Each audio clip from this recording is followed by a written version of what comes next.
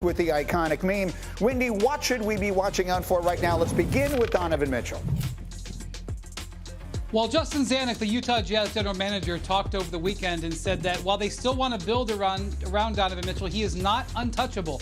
And that is what league executives believe. He is not currently on the market, but at some point they believe he will be. Now, Donovan did not accompany the Jazz to Las Vegas. It is normal for star players even to come work out with their teams for a few days. Donovan was not there, so make of that what you will. We could finally have some action starting as early as today with DeAndre Ayton. We believe that the Indiana Pacers are very close to giving DeAndre Ayton an offer sheet or executing a sign and trade. The Pacers had to do some business over the weekend and complete the Malcolm Brogdon trade. That is now on the verge of happening, and that is opening enough cap space to almost give DeAndre Ayton the max contract he is looking for. We could see something with the Pacers and Ayton as early as today. The whole league is waiting to see is the next big domino to move. And of course, nothing can happen in this league very long without talking about Kyrie Irving, who came to a WNBA game over the weekend and then went to Vegas to watch the games at the Thomas & Mack Center. The market on Kyrie remains frozen. The only team known to have interest is the Los Angeles Lakers, and the Nets have given out the vibe that they want to do a Kevin Durant trade first before moving on to Kyrie. So Kyrie will be welcome to games. The Nets would be happy to have him attend some of their summer league games, but I think he's played his last games for the Brooklyn Nets. Okay, fair enough. That's fascinating, and it does dovetail into our next piece of business because, outside of Kyrie, everything is very normal right now with the Lakers. Oh, no, it's not. So I'm flying back the other day, and the only thing on Twitter is that Russell Westbrook and LeBron James were at the same summer league game and did not sit next to each other. They did not talk to each other. They did not address each other, and the entire world now is trying to read into that. So, Wendy, again, I will start with you. What should we make of the fact that LeBron and Westbrook are at the same summer league game and did not appear to interact at all? Well, this was more about Russell Westbrook, I think, than LeBron, Greeny. Westbrook is trying to make it clear he is fully invested in the Lakers. He doesn't want to get traded. He wants to stay there. So he comes to the game, sits on the Summer League bench, and starts talking and encouraging the players during the timeouts. He is fully invested. LeBron was moving through town as a part of normal business. I think LeBron would like the Lakers to upgrade their roster. The only way they can functionally do that is by trading Russell Westbrook, and Westbrook knows this. Darvin Ham, the Lakers' new head coach, spoke during the Lakers game last night and talked about the plan that he has for Russell Westbrook. He talked about him setting screens. He talked about him being a corner three-point shooter. Now, I had Hembo look up the stats. In 78 games last year, Russell Westbrook set 57 screens.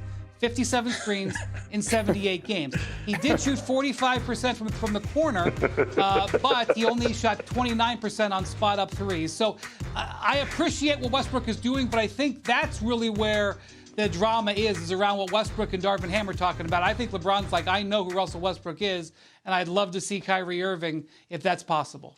Friedel, jump in here. Greeny, it's cracking me up listening to this because on one hand, the Lakers would love nothing more than to move off Westbrook's contract. But you've got Darvin Ham repeatedly coming out and saying, hey, I've got this plan for Russ. It's going to be great. On the other hand, here are the Nets with Kyrie. And Sean Marks a couple weeks ago is like, we want guys who want to be here. And he was talking directly to one guy who was Kyrie. And the thing that it was hilarious the last couple days out here in Vegas was Kyrie was out here, yes, but he was here to watch a Pistons game. And I'm talking to some of the Nets summer leaguers yesterday, and they're like, yeah, that's on him. He can do what he wants. We know he's there for us. But the whole situation is truly bizarre.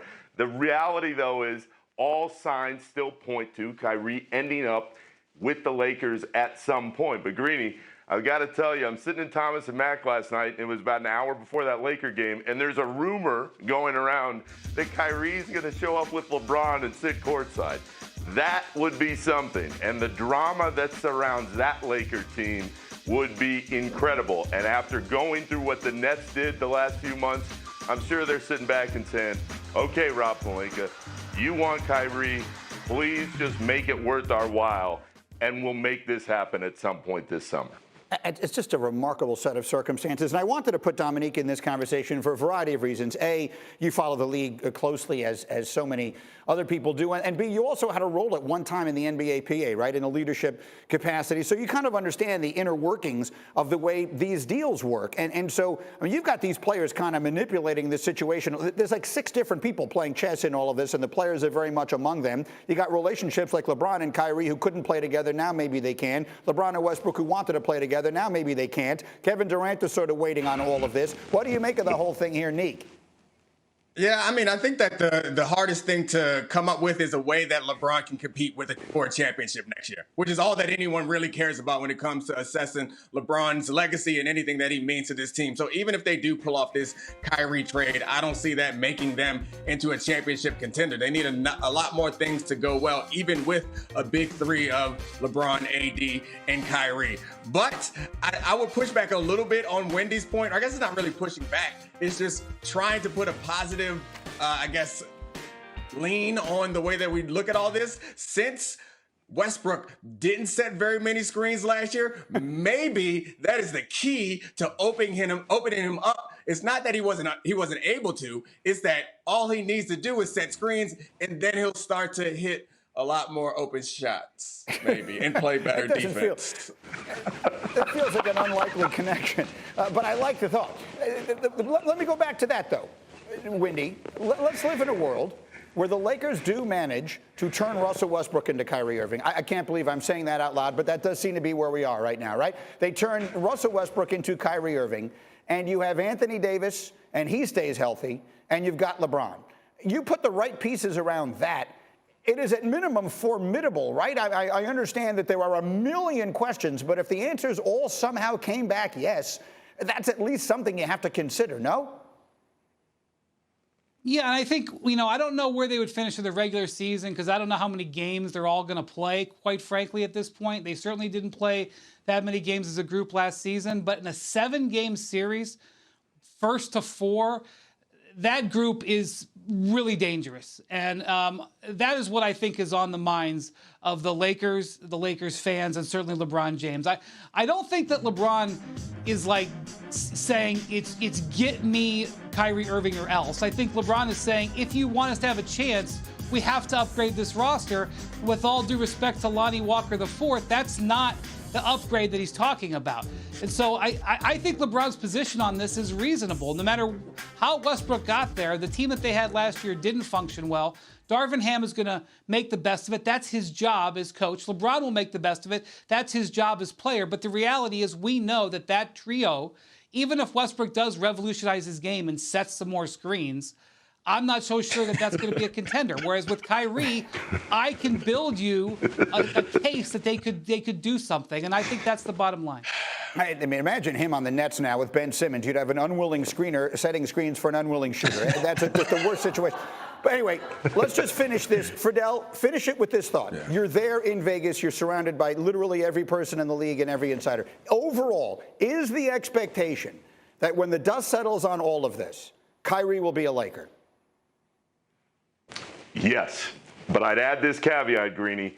All the Nets people are sitting there looking around and they're saying, okay, LeBron, good luck, because we saw what happened in Cleveland.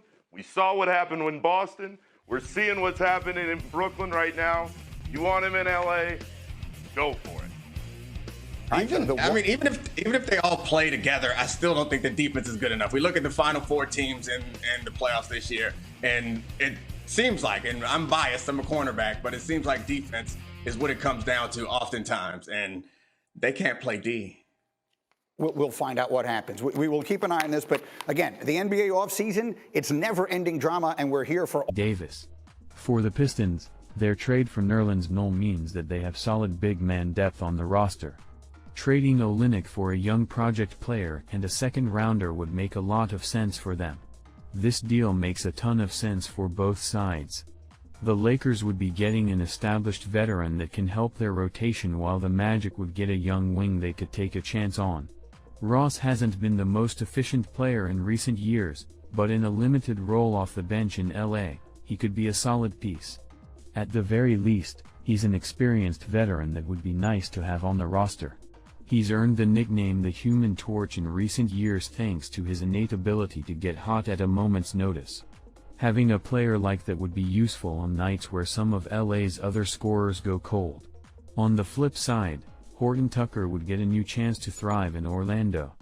The Magic are in the beginning stages of a rebuild, so adding young pieces would make sense, especially when all they'd be trading is a veteran. Orlando would also pick up a second-round pick in this deal, as Horton Tucker has lost a ton of value over time. Any picks they can snag would be worth it at this point. Despite their seemingly conflicting interests, Ross seems happy in Orlando, and they seem to like him, too. But if they want to fully commit to their rebuild and LA comes knocking with this offer, they should take it. The Lakers have been heavily linked to Buddy Hield for a while now, and adding him to their current roster would be a great move. His shooting would elevate their offensive game a ton. Right now, all three of LA's stars are non-shooters. LeBron James has become a solid three-point shooter, but none are known for their shooting ability by any means. Having Hield on the perimeter would give the Lakers a constant three-point threat. Plus, with James and Westbrook's elite playmaking, Hield would get more open